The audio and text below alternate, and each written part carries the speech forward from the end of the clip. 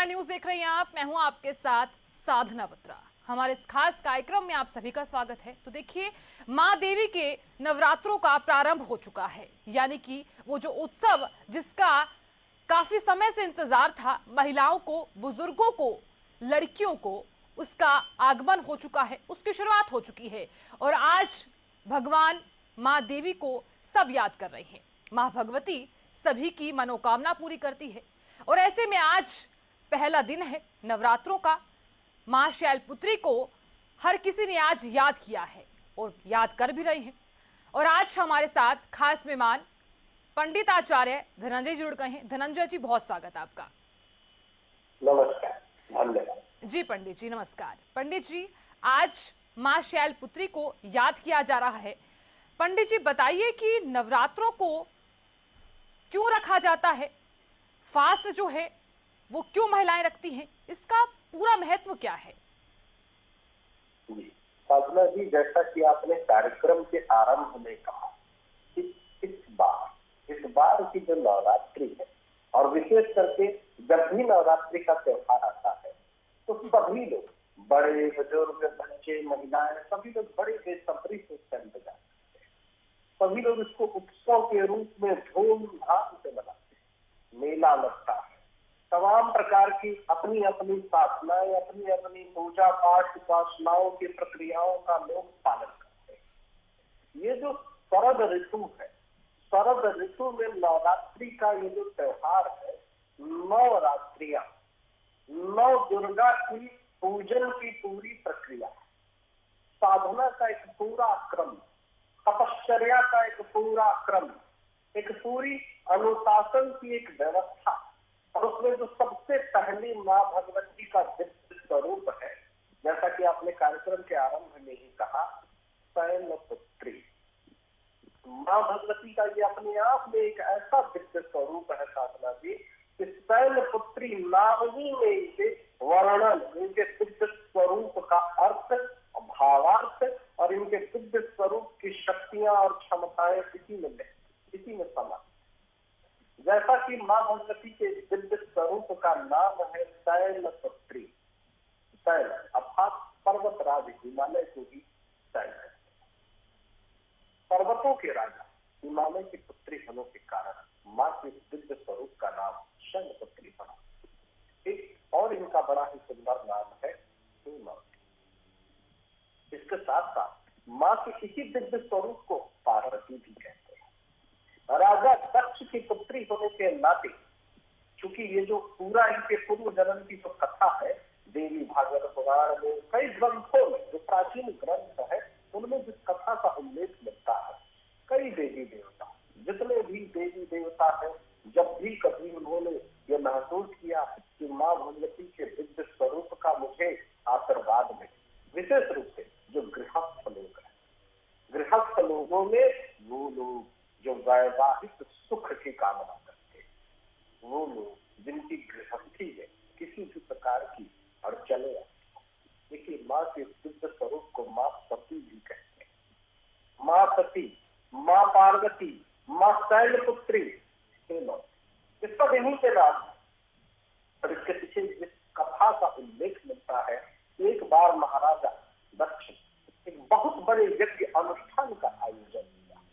उसमें सबको बुलाया, लेकिन अपनी पुत्री और अपने जो पुत्री के परिवार के भगवान शिव जी को, अपने, जिसको हम लोग अपनी बोलचाल की भाषा में कहते हैं ना, दामाद, इनको निमंत्रण नहीं दिया।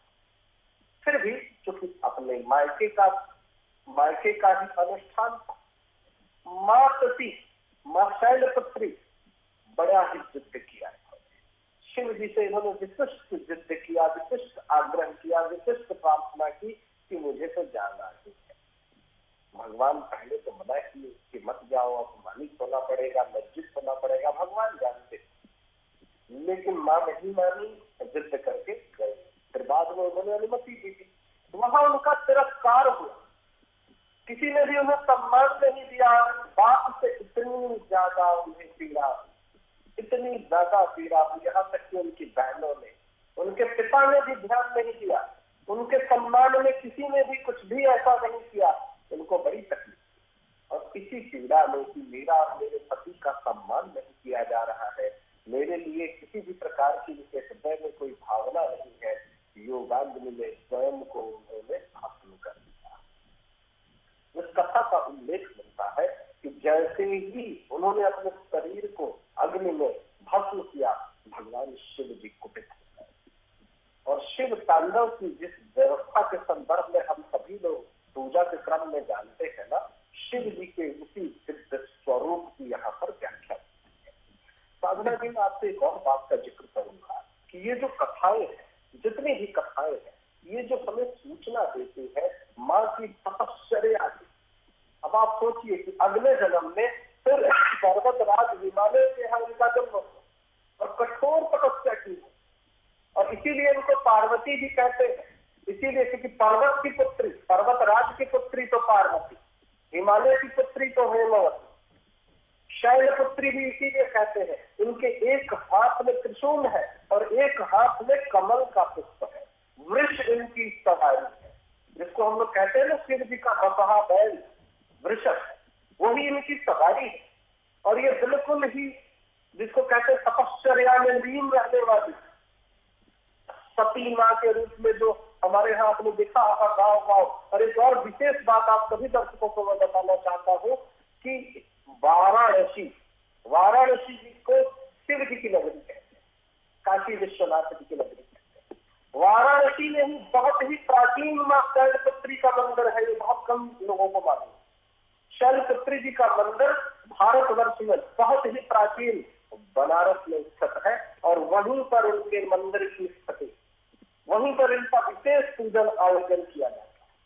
माँ शैलपुत्री के लिए शास्त्र में यह लिखित है कि केवल दर्शन करने में मात्र से सारे दुख दूर हो जाते हैं। विशेष रूप से उन दर्शकों को मैं कहूंगा जिनके घर परिवार में कला है, विशेष रूप से उन दर्शकों को मैं कहूंगा परिवार में पति पत्नी में ससुराल से मतभेद है। यदि वो लोग माँ शैलपुत्री की आराधना करते हैं तो उनके घर के कला कलेश, पति पत्नी के जो झगड़े हैं, जो मतभेद है, वो दूर हो जाते हैं। माँ शैलपुत्री के दर्शन मात्र से ही शास्त्र कहता है कि सारे रोग, शोक, दुख, पीड़ा, जो कोई भी पति पत्नी हो, पारिवारिक समस्या हो, संतान से संबंधित पीड़ा हो, जितनी भी ज्योतिषीय विघ्न बाधा है, ग्रह नक्षत्रों की सारी की सारी की बात है, माँ शैलपुत्री के दर्शन मात्र से दूर हो जाती है। और इनकी पूजा अर्चना इतनी सरल है, जो दर्शक या जो जातक चक्री साधना में जिनका भरोसा होता है। कई ऐसे दर्शक होते हैं कि चक्री साधना करते हैं, वो पूजा पाठ में उतना उनकी आस्था, वो नवरात्रि में साधना करते हैं, तपश्चर्या करते हैं, अनुशासन की प्रक्रिया का पालन करते हैं। तो मूलाधार चक्र में, मूलाधार चक्र में यदि आप ध्यान करें, जिसको कि हम लोग आजकल की अपनी बोलचाल की भाषा में कहते हैं ना मेडिटेशन, मूलाधार चक्र के मेडिटेशन का आज का ही दिन है, माँ शैलपुत्री का ही दिन है। और वो जाता बिल्कुल जिनके आत्मविश्वास में कमी है या जिनके परिवार में किसी भी प्रकार का कष्ट है, आपको कमल का पुष्प अर्पित करना चाहिए माँ को, और उनका ध्यान करना चाहिए। इस छोटी सी उपाय से आपके जीवन की सारी कला बिल्कुल पंडित जी बात कर लेते हैं माँ शैलपुत्री को जिस तरह से याद किया जा रहा है, तो ऐसे में पूजा की विधि क्या होगी, मंत्र का उच्चारण कर भी बता दीजिए सभी दर्शकों को। ये आपने बड़ा ही महत्वपूर्ण प्रश्न किया है, पूजन की विधि। देखिए, पूजन का जो क्रम है, मैं आप सभी दर्शकों को आरंभ से बताता हूँ। कलश स्थापना सर्वप्रथम, क्योंकि आज पहला दिन है, तो कलश स्थापना के बाद, कलश स्थापना अपने आप में एक अलग प्रक्रिया है।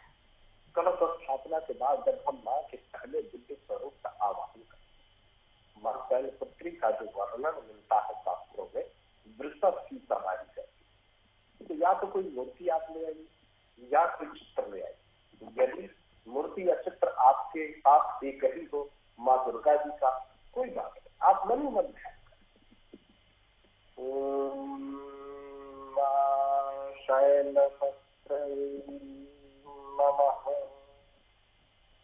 उन दर्शकों के लिए मैं कहूंगा कि जिनको संस्कृत शब्दों के उच्चारण में कोई विघ्न बाधा या किसी प्रकार की समस्या नहीं है, होगा सप्तशती नाम के ग्रंथ, जो कि मार्कंडेय पुराण से उसमें सारे श्लोक लिए गए हैं। तो उसमें वो विधि विधान से संस्कृत के श्लोकों का पाठ करके कई दर्शक पाठ करते हैं, कई जातक पाठ करते हैं अलग अलग अध्यायों में, या फिर कवच कीलक का पाठ करते हैं। बिल्कुल विधि विधान से पाठ करिए, उनका आवाहन करिए, उनका श्रृंगार करिए। श्रृंगार कैसे करते हैं? लाल रंग की उनको अर्पित कर, लाल रंग का पुष्प, विशेष रूप से मां कालीपत्री को कमल का पुष्प अर्पित करना चाहिए। कमल का पुष्प इनको बहुत ही प्रिय है। लाल रंग के ही भोग से भोग लगाइए, मिठाई मोतीचूर के लड्डू हो या फिर फल हो, कोई भी फल हो, यदि लाल रंग का फल मिल जाए तो लाल रंग के फल से ही इनको भोग लगाइए। और आरती घी के दीपक से, कपूर से इनकी आरती करिए। एक और बात मैं कहूंगा कि जो एक सरल सा संस्कृत का श्लोक है, या देवी सर्वभूतेषु मां शैलवस्त्रैर्मुररुण्डेन भूषिता, नमस्तस्यै नमस्तस्यै नमस्तस्यै नमो नमः। मां कालीपत्री का आवाहन, मां कालीपत्री का ध्यान आपको किस प्रकार से करना है? उनके एक हाथ में कमल का पुष्प है, एक हाथ में त्रिशूल है और वृषभ की सवारी कर, शुद्ध सात्विक दिव्य स्वरूप, तपश्चर्या करने वाले, हिमालय की पुत्री, पर्वतराज हिमालय की पुत्री और पर्वतों में निवास करने वाले मां के दिव्य स्वरूप की जो कोई भी गृहस्थ साधना करता है, जो कोई भी गृहस्थ ध्यान करता है, चिंतन मनन करता है, भजन कीर्तन करता है और उनके दिव्य स्वरूप की पूजा अर्चना करता है, उसके घर में किसी भी प्रकार का कलह कलेश नहीं रहता। पारिवारिक कलह कलेश से हमेशा के लिए छुटकारा मिल जाता है। परिवार में खुशहाली रहती है, परिवार में सुख समृद्धि होती है। और शास्त्र तो कहते हैं केवल दर्शन मात्र से, पूजा तो छोड़ दी, केवल दर्शन मात्र से ऐसी देवी है कि आपका कल्याण करती है। बिल्कुल पंडित जी, नवरात्रों के पीछे पौराणिक कथा क्या है? ये जो नवरात्रे रखे जाते हैं, इसके पीछे की आखिरकार कथा क्या है, ये भी दर्शकों को बताइए। साधना जी, देखिए प्राचीन काल से माँ भगवती की जो दिव्य स्वरूपों की जो व्याख्या है, अब जैसे हम लोगों ने जो ग्रंथ पढ़े हैं, पुराण पढ़े हैं, वेद पढ़े हैं, वेदों में, शास्त्रों में, पुराणों में जो जिक्र आता है ब्रह्मांड की सुरक्षा के संदर्भ में, समस्त देवी देवताओं ने माँ से, दुर्गा से, माँ शक्ति से प्रार्थना, और मार्कंडेय ऋषि ने, इसीलिए मार्कंडेय पुराण ग्रंथ को कहते हैं, मार्कंडेय ऋषि ने राजा सूरत को ये कथा सुना कि किस प्रकार से नौ दुर्गा के व्रत के नियमों का पालन करने से वो जो व्यक्ति होता है, जो जातक होता है, जो इन कथाओं का पालन करता है, जो व्रत रखता है, जो नियम अनुशासन का पालन करता है, वो पूरी सृष्टि में नाम, यश, कीर्ति, मान, सम्मान की प्राप्ति करता है और मृत्यु के उपरांत भी उसको मोक्ष की प्राप्ति होती है। और जहां तक मैंने अध्ययन किया है, जितने भी ग्रंथ है हमारे यहाँ, समय समय पर जब भी देवासुर संग्राम हुआ हो या किसी भी प्रकार की प्रकृति में कोई भी आपदा आई हो, विपदा आई हो, माँ के दिव्य स्वरूपों का सभी देवी देवताओं ने आवाहन किया है और माँ की कृपा से ही सारे दुखों से छुटकारा मिला है। तो मैं तो यही कहूंगा कि नवरात्रि विशेष रूप से वो जाता है जो व्रत रखते हैं। हाँ, एक बात और मैं इसमें जोड़ना साधना जी, कई बार क्या होता है कि कई दर्शक बड़ी सावधानता के साथ है, उनका स्वास्थ्य ठीक नहीं भी होता है, तब भी जोर जबरदस्ती करके व्रत करते हैं। इसके लिए मैं मना करूंगा। देखिए, आपका स्वास्थ्य यदि आपको अनुमति देता है तब आप व्रत रहिए। यदि आपका स्वास्थ्य आपको अनुमति नहीं देता तो जबरदस्ती, जोर जबरदस्ती करके शरीर के ऊपर जबरदस्ती नहीं करना, ये भक्ति नहीं होगी, ये तो जोर जबरदस्ती हो गई। आपको बड़ी सहजता रखनी है। हाँ, यदि लगता है कि अनाज बिना खा करके मेरा काम चल जाएगा, फलाहार कर लीजिए। फलाहार में भी आप तरह तरह की चीजों की व्यवस्था कर सकते हैं कि जिससे आपको ये न महसूस हो कि मैं भूखा। भूख का यदि अनुभव हो गया तो व्रत बेकार है। व्रत का मतलब ही यही है कि भूख की अनुभूति न हो, भजन कीर्तन में मन इतना डूब जाए, आनंद में इतना डूब जाए, जागरण में इतना डूब जाए कि भूख प्यास का अनुभव ही ना हो। यदि भूख लग रही है और हम जबरदस्ती इसको टाल रहे हैं तो ये फिर व्रत का ठीक विधि नहीं है। आपको व्रत रखना है, स्वस्थ रहे और खूब नियम धर्म से पालन करिए, है ना।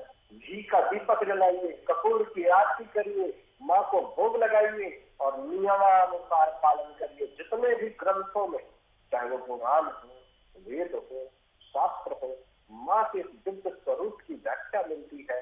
राजा दक्ष की यज्ञ की कथा से लेकर के हिमालय पुत्री के तपश्चर्या से लेकर के हमेशा हमेशा से माँ हम सभी दर्शकों का, हम सभी जातकों का कल्याण करते हैं। बिल्कुल पंडित जी नवरात्रों में कलश स्थापना और खेतरी और इसके अलावा नारियल का क्या महत्व है?